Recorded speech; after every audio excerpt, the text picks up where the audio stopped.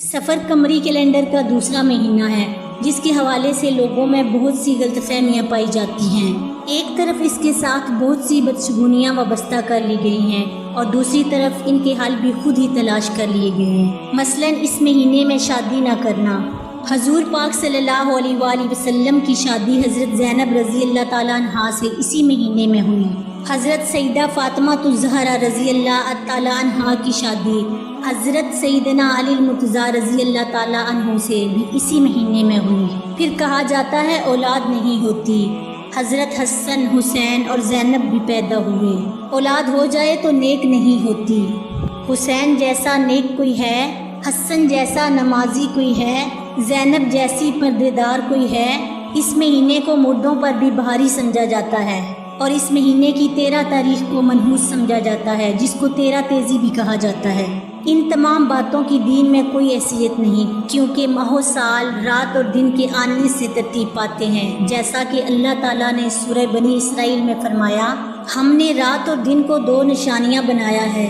رات کی نشانی کو ہم نے بے نور اور دن کی نشانی کو روشن بنایا، تاکہ تم اپنے رب کا فضل تلاش کرو اور تاکہ تم سالوں کی گنتی اور حساب جان سکو۔ دن کا نکلنا، سورج کا طلوع و غروب ہونا اور رات کا چھا جانا سب اللہ کی نشانیوں میں سے ہے، کیونکہ دنوں سے مل کر ہفتے اور ہفتوں سے مہینے اور سال بنتے ہیں۔ یہی ماہ و سال زمانہ ہے جس کو برا کہنے سے حدیث پاک میں روکا گیا ہے۔ رسول پاک صلی اللہ علیہ وآلہ وسلم کا ارشاد ہے، اللہ عز و جل فرماتا ہے، ابن آدم زمانے کو گالی دے کر مجھے اذیت دیتا ہے، حالانکہ زمانہ میں ہوں، میرے ہاتھ میں ہر کام ہے، میں رات اور دن کو الٹ پلٹ کرتا ہوں۔ بدشگونی لینا بہت سارے معاشروں میں اور تہذیبوں میں مروج تھا اور آج بھی مروج ہے، لیکن اسلام نے ہمیشہ اس کی نفی کی ہے۔ عربوں کے ہاں اس ماہ سے متعلق جو غلط تصورات پائے جاتے تھے اس کی بنیادی وجہ یہ تھی کہ عرب حرمت کی وجہ سے 3 ماہ ذی القعدہ، ذی الحج اور محرم میں جنگ و جدل سے باز رہتے اور انتظار کرتے کہ یہ پابندیاں ختم ہوں تو وہ نکلیں، لوٹ مار کریں۔ لہٰذا سفر شروع ہوتے ہی وہ لوٹ مار کرتے اور جنگ و جدل کے ارادے سے جب گھروں سے نکلتے تو ان کے گھر خالی رہ جاتے۔ عربوں نے جب دیکھا کہ اس مہینے میں لوگ قتل ہوتے ہیں اور گھر برباد اور خالی ہو جاتے ہیں تو انہوں نے اس سے یہ شگون لیا کہ یہ مہینہ ہمارے لیے منحوس ہے، اور گھروں کی بربادی اور ویرانی کی اصل وجہ پر غور نہ کیا، نہ ہی اپنے عمل کی خرابی کا احساس کیا، نہ لڑائی جھگڑے اور جنگ و جدل سے خود کو باز رکھا، بلکہ اس مہینے کو ہی منحوس ٹھہرا دیا۔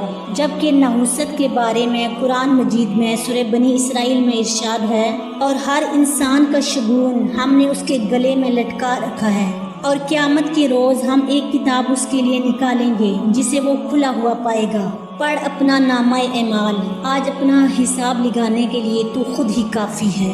یہ آیت واضح کرتی ہے کہ انسان کی نحوست کا تعلق اس کے اپنے عمل سے ہے، جبکہ عموماً وہ یہ سمجھتا ہے کہ نحوست کہیں باہر سے آتی ہے۔ بدشگونی کیا ہے؟ کسی دن کو، کسی جگہ کو یا کسی شخص کو منحوس خیال کرنا۔ بعض لوگ جانوروں کے بولنے سے بدشگونی لیتے ہیں کہ الو بول پڑا ہے تو یہ کام ہم نے نہیں کرنا، بلی نے راستہ کاٹ دیا ہے تو یہ کام ہم نے نہیں کرنا۔ اسی طرح بعض اشخاص کو منحوس خیال کیا جاتا ہے۔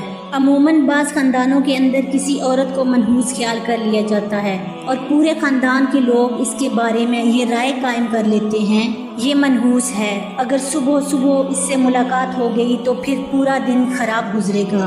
تو یہ ایک تصور ہے بدشگونی کا جو ہماری معاشرت کے اندر پایا جاتا ہے۔ جاہلیت کے زمانے میں یہ ساری چیزیں موجود تھیں۔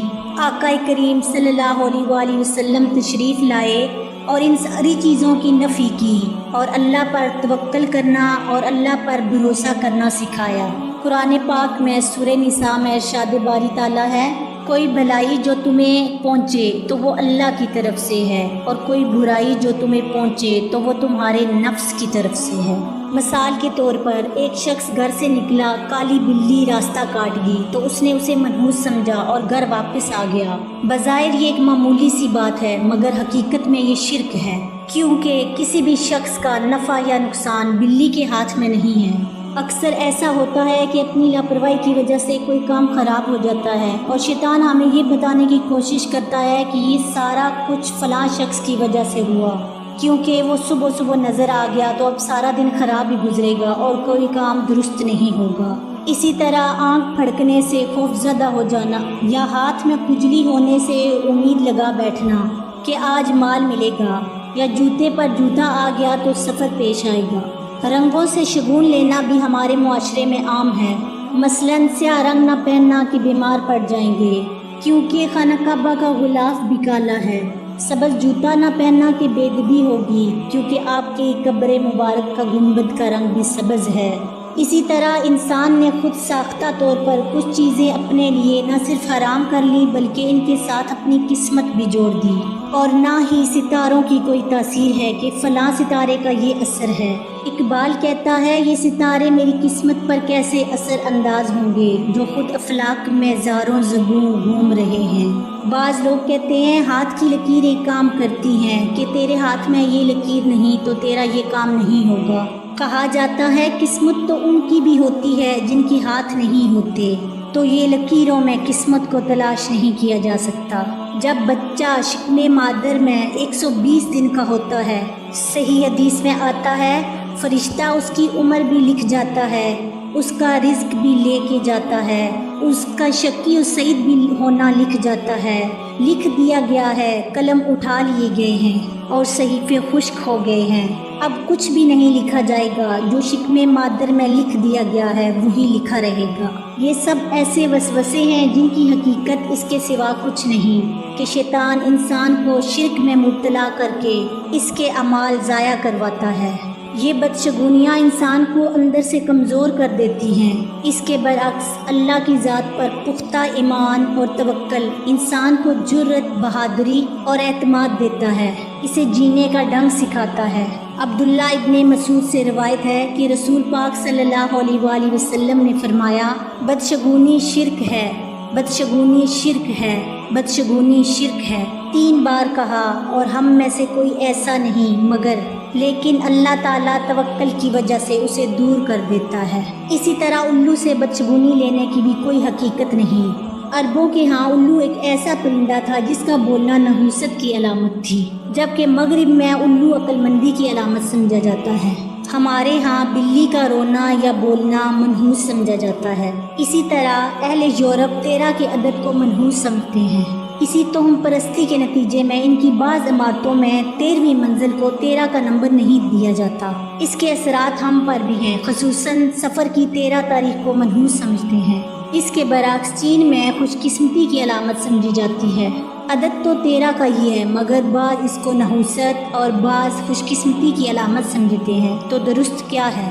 ماہ سفر کے حوالے سے ایک اور انتہا یہ ہے کہ ایک طرف اس کو منحوس سمجھتے ہیں اور دوسری طرف خوشی منائی جاتی ہے، اور دلیل یہ پیش کی جاتی ہے کہ رسول اللہ صلی اللہ علیہ وآلہ وسلم بیماری کے بعد اس دن صحت یاب ہوئے تھے اور سیر و تفریح کے لیے نکلے تھے، حالانکہ تاریخی اعتبار سے بات اس کے بالکل برعکس ہے۔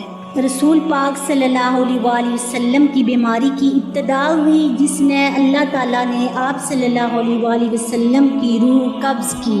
اس لحاظ سے ایک مسلمان کا عقیدہ مضبوط اور ذہن واضح ہونا چاہیے کہ خوشی اور غم، نفع اور نقصان سب اللہ تعالیٰ کے ہاتھ میں ہے۔ کوئی تکلیف نہیں آ سکتی جب تک اللہ نہ چاہے۔ قرآن پاک کی سورۃ توبہ میں اللہ تعالیٰ کا ارشاد ہے، کہہ دیجئے کہ ہمیں ہرگز کوئی بھلائی یا برائی نہیں پہنچتی مگر وہ جو اللہ نے ہمارے لیے لکھ دی ہے وہی ہمارا مولا ہے، اور ایمان والوں کو اللہ پر توکل کرنا چاہیے۔ حضور پاک صلی اللہ علیہ وآلہ وسلم کا ارشاد ہے، جو مصیبت تم کو پہنچی وہ تم سے ٹل نہیں سکتی تھی، اور جو ٹل گئی وہ تم پر آ ہی نہیں سکتی تھی۔ یہی سوچ انسان کو ہر حال میں مطمئن رکھتی ہے کہ جو ہو اللہ تعالیٰ کے حکم سے ہو، اس میں ضرور اللہ کی کوئی حکمت پوشیدہ ہے۔ اس طرح عقیدہ توحید مضبوط پختہ ہوتا ہے اور انسان جان لیتا ہے کہ اصل پناہ دینے والی ذات صرف اور صرف اللہ کی ہے۔ اس طرح وہ شرک جیسے کبیرہ گناہ سے بچا رہتا ہے۔ وما علینا الا البلاغ المبین۔